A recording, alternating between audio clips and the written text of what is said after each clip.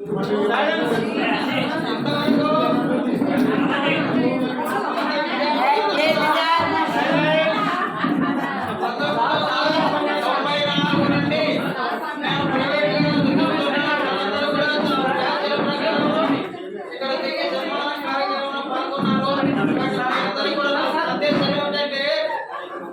నిమిషం తెలుసుకోండి. రామాయణము అంటే రాముని వంశము, వాళ్ళ తల్లిదండ్రులు, ఆయన చరిత్ర, ఆయన చివరి వరకు.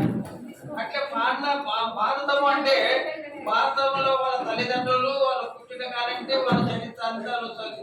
అదే విధంగా ఇప్పుడు ఈ చరిత్ర ఏమైతుందో నా చరిత్రను గురించి నేను చెప్పుకోవాలా.